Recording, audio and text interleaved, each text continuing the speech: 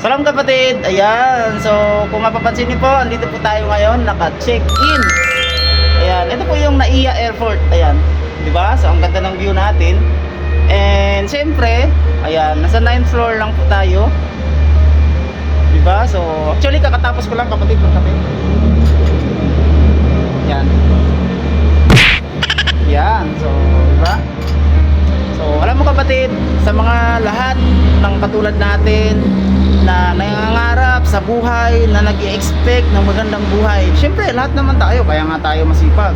Kaya nga tayo nagtrabaho para makakuha ng magandang pangarap, 'di ba? Mabili natin yung pangarap natin sa pamilya natin.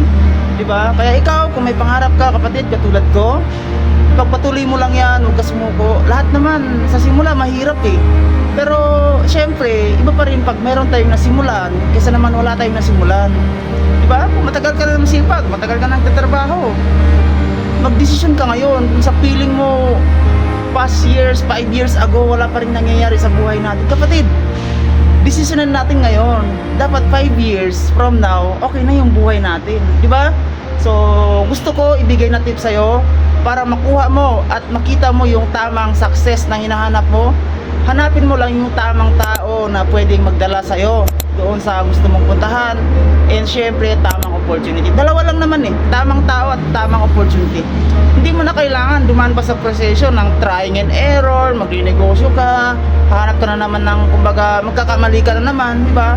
So, para mas mabilis, di ba? Kung sa feeling mo din na nagkakaedad ka na ngayon, para mas mabilis, hanapin mo na lang yung tamang tao na pwede magturo sa'yo sa negosyo mo, para yung possible na hirap na pagdadaanan mo, pwede na nang masabi sa'yo, tama ba?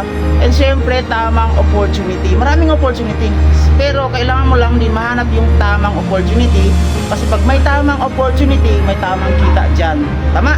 So it's okay, kahit meron tayong trabaho ngayon, ipagsabihan natin yung opportunity na yan, para at least meron ka ng sweldo, meron ka pang negosyo, di ba? So napakasarap ng feeling na nagtatrabaho ka, may extra income ka at the same time. Kaya kapatid, kung may pangarap ka, huwag ka matakot.